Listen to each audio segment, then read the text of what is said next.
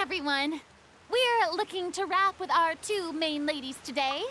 I can already smell our success. What do you mean, looking to rap? Oh, aren't you the expert now?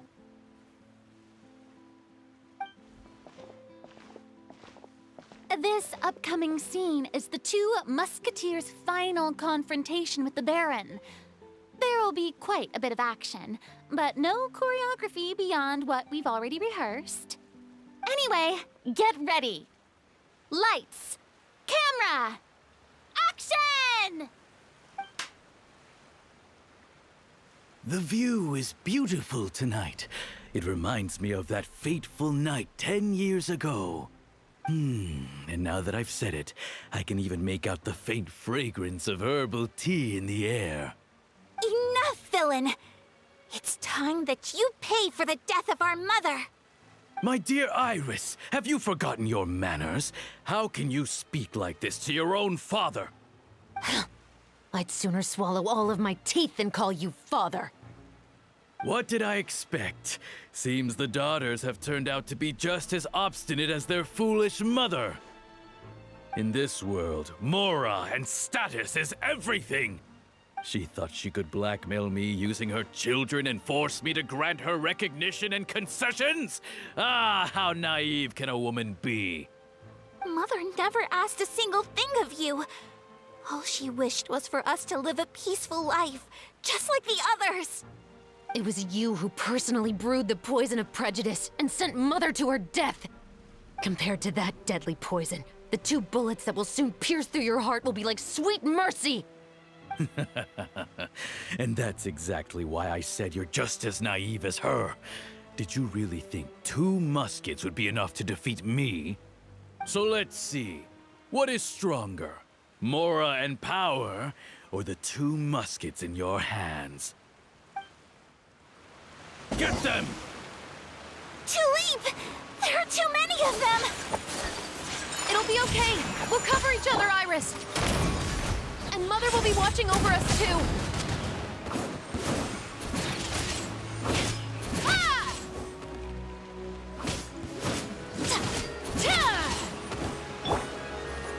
Whirling You've lost. To think I'd lose to my own 2 kids.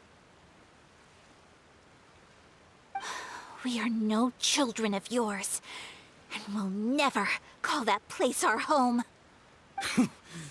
Then tell me, what did you do all this for? You lost your mother, and will soon kill your father as well. What will you gain in the end, other than sentences for your crimes? We will gain our long-awaited justice.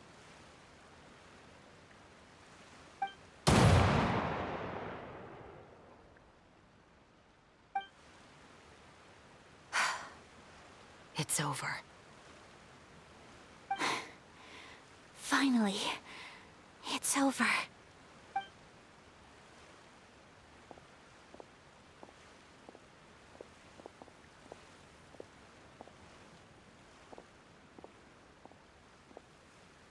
So, where will you go now, Tulip?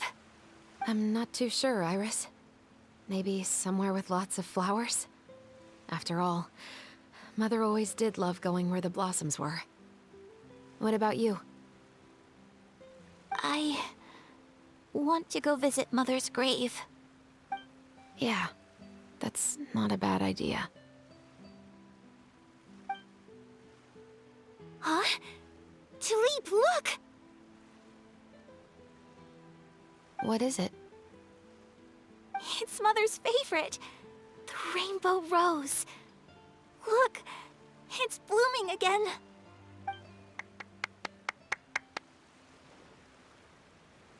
Excellent!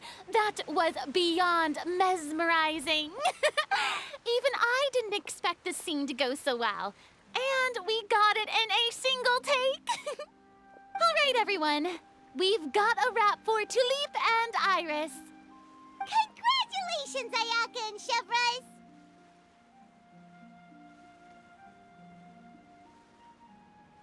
thank you. I didn't expect our parts to wrap so quickly. I wish I could savor the experience for just a bit longer. Paimon totally understands. Paimon's not ready to say goodbye to the clapperboard either. Filming has really been a lot of fun. You were great too, Chevres. The way you said, long-awaited justice. It gave Paimon chills. That is indeed my favorite line in the whole book. I still remember trying to act it out in my room the first few times I read it. Whoa, Paimon would have never guessed you're that type. Who doesn't like stories where the guilty are punished and justice prevails over evil? Don't forget, I'm the captain of the Special Security and Surveillance Patrol. Captain, I have something urgent to report. Please excuse me, everyone. I'll be back in just a moment. It's okay, don't worry about us.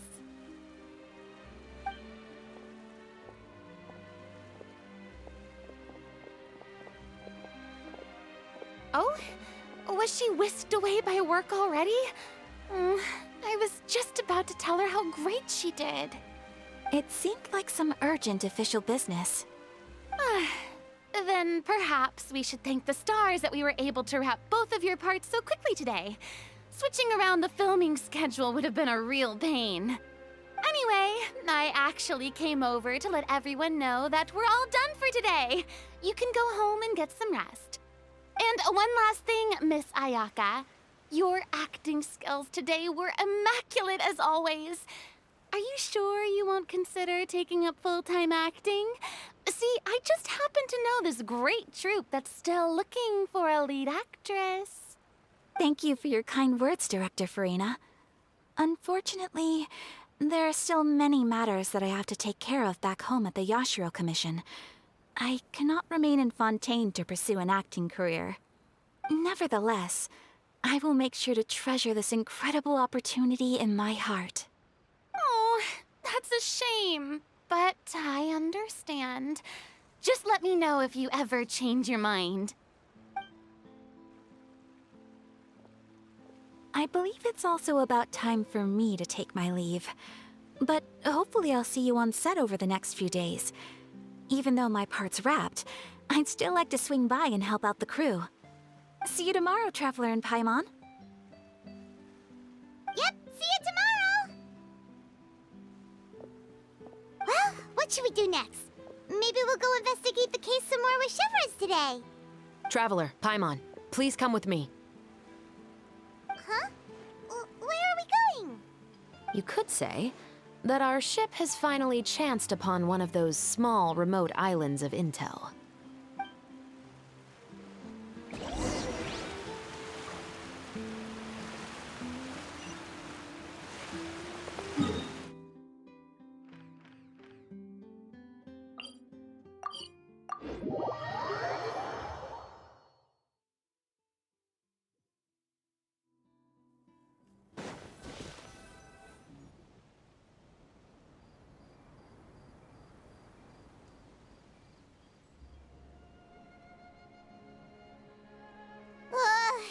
Paimon's exhausted. Paimon definitely didn't expect having to float this far after a full day of filming. So, Chevres, why did you take us here? Affirmative. It wasn't anything conclusive, but it should show us a clear way forward. Have you ever heard of someone by the name of Emily? Oh, you mean that famous perfumer? She's a good friend of mine. She's lent me her aid several times in the past to resolve some difficult cases. After I discovered the rainbow rose at the scene of the murder, I sent it to her. After all, she's probably the foremost expert on flowers and scents in all of Fontaine. And then? There was nothing remarkable about the flower or the trace amounts of soil left on it. But according to Emily, the rainbow rose left by the killer was derived from a very rare cultivar. Huh. Paimon didn't know that there were different varieties of rainbow rose. Paimon just thought they grew everywhere in the wild. Flowers that are deliberately cultivated will always show some different features from those that bloom in the wild. We already knew that the rose left at the scene belonged to a special cultivar, but with Emily's expertise, we were able to pinpoint the place where it was first picked from. Oh, Paimon gets it now. So whoever Rainbow Rose was probably the killer! Precisely. And after we checked what we learned against some sales records from the past, we discovered that there's only one person in all of Fontaine who could grow and sell this specific cultivar. Really? And who is it? It's the novelist. But didn't you say he had an alibi? To be clear, I haven't changed my mind about him. I still don't think he was the one who pulled the trigger. However, that doesn't mean the true culprit never visited him at his home or never purchased a rainbow rose from his garden. Whatever the case, we will have to confirm a number of things with him. So you mean the next place we need to go is... Yes, we're going to pay him a visit at his home.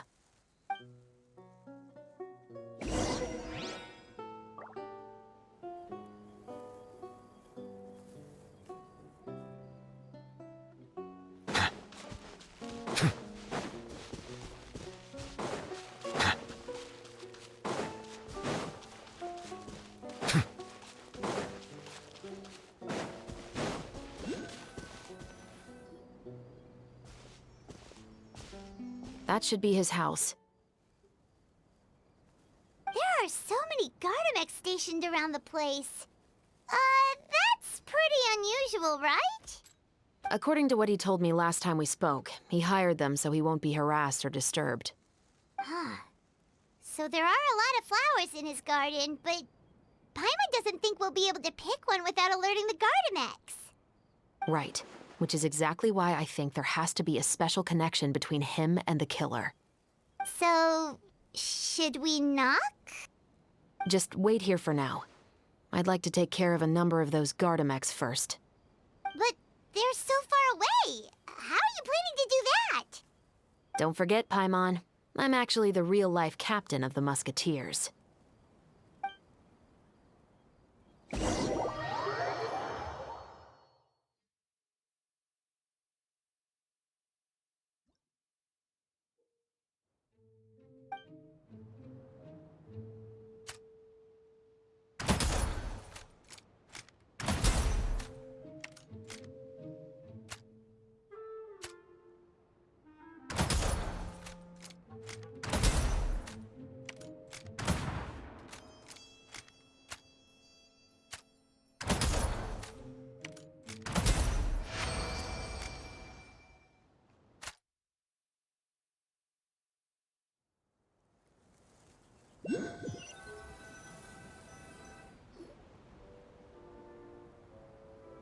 All clear. Let's go. Wait! Paimon's a little nervous now that we know he could be the killer. Can we go over our plan of action again?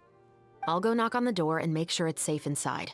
Once we're sure that we're in the clear, I'll ask him to come with us for a quick round of questioning at the guard's headquarters. But can't we just arrest him? We still have no evidence that he's the killer, or that he lent the killer any direct aid. Still, it would be appreciated if you could pick a rainbow rose from his garden for me while I'm talking to him. It'll help the Marachose Phantom confirm Emily's theory. Sure, no problem. Just be careful, Chevreuse.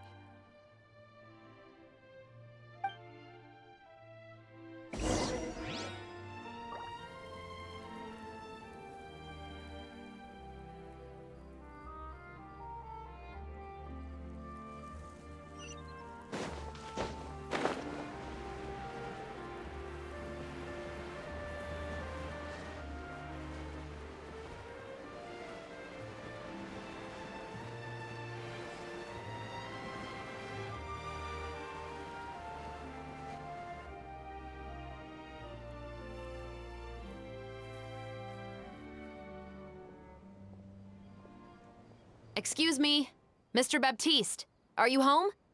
Who could it be at this hour? Oh, it's you, Officer Chevreuse. Would you mind accompanying me to the guard's headquarters, Mr. Baptiste? We would like to ask you some questions about a case. Oh, is it still regarding the murder case from before? I cannot confirm or deny that at this time. So it is then. Listen, I need you to come with me, Mr. Baptiste. Miss Chevreuse, I'll save you the trouble. Oh, and you two over there? There's no need for you to pick my flowers either. It's not time for them to bloom yet. Oh! Okay.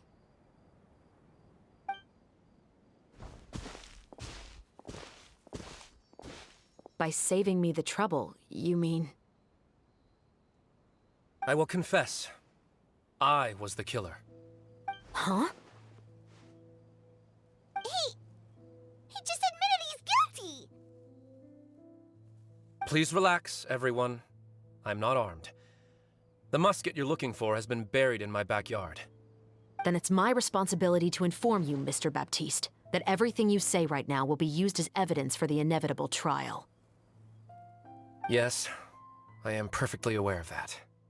I must say, I hate this feeling. Oh? Is it because I confessed? Or because you've been proven wrong? Both, I suppose.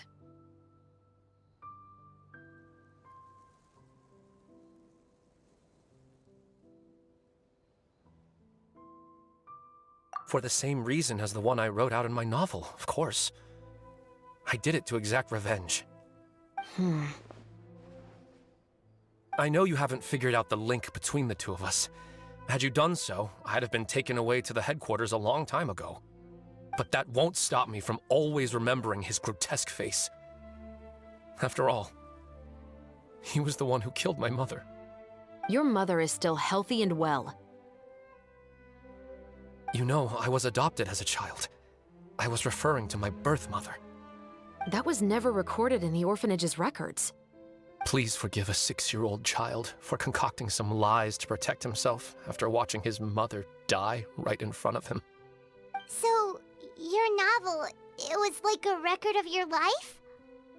No, of course not. It was a work of fiction with many embellished parts. But I am indeed the illegitimate son of a wealthy and influential man who abused his power to murder my mother. That part was 100% real. But the man you killed didn't have a Mora to his name. He was a hired assassin, an irredeemable beast who sank his fangs into a defenseless woman just for a few bags of Mora. But if that's really the truth, you wouldn't be telling us any of this now. You still haven't managed to take revenge against your father, the true mastermind behind it all. I never thought I'd hear that kind of thing from the captain of the Special Security and Surveillance Patrol. I'm simply skeptical about your motives. It's simple, really. I've grown tired of everything and don't want to shoulder this burden anymore. You may have considered me too soft to pull the trigger. Well, as it turns out, you are exactly right. I've become overwhelmed by the aftermath of the murder. So you're going to call a stop to your revenge, just like that? The true mastermind is too rich and too powerful for me. I've accepted that I will never be able to avenge my mother alone. And so what? The characters in your book never gave up. Now, Officer Chavras, I'm the one who has killed a man, aren't I? Are you trying to convince me to commit another crime? What's your father's name? How do you plan to prove the veracity of all of your claims? Well, I'd like to speak with you privately. Sure. Why don't we speak privately at the guard's headquarters? No, it has to be here. I must ensure that we won't be overheard. Fine. Let's talk here. When I said won't be overheard, I meant by anyone. I would like to speak with you and you alone.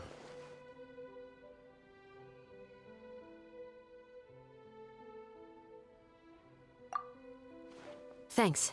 I appreciate it. Please stay safe, Chevres.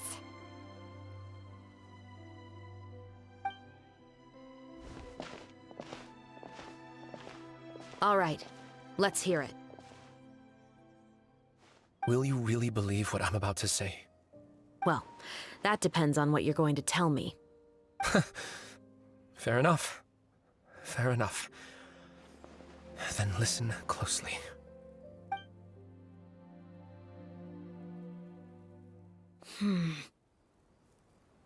So that's how it's all connected. So, it seems you believe me after all. Do you want me to go public with this? No, of course not. At least, not right now. Then why did you bother telling me? You've read my work. What do you think? Even if you were to go public with all of this right now, he'd simply deny everything. It's been too long. Almost 20 years.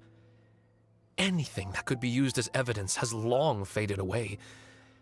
Even if there might have been a solitary island of truth once upon a time, it has long sunk beneath the waves by now.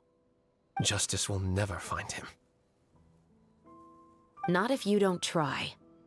I know that as the captain of the Special Security and Surveillance Patrol, you will always stand on the side of justice. But do you really think a cushy life in prison really constitutes justice for him? I bet he could lead an extremely comfortable life in the fortress of Meripede. What are you trying to say? I've been observing you from a distance. Your portrayal of the musketeer was exquisite. Pull the trigger of justice against him. Let the villain get what he deserves. You want me to let you go so you may complete your revenge? No, Officer Chavras. I know that would be impossible. No. What I'd like is for you to perform the deed on my behalf. Oh, Shivra sure is taking her time. What could they be talking about anyway? Oh, Paimon's worried. What if he decided to attack her?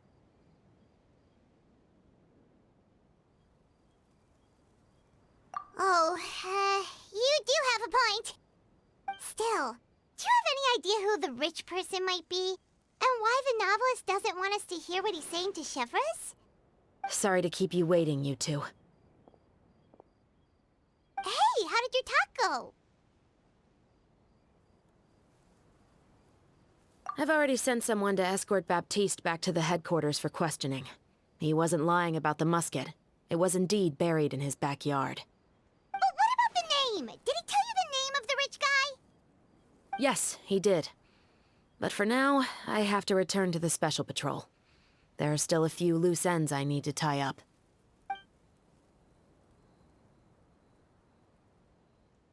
I'll probably be quite busy over the next few days, so apologies if you don't see me on set.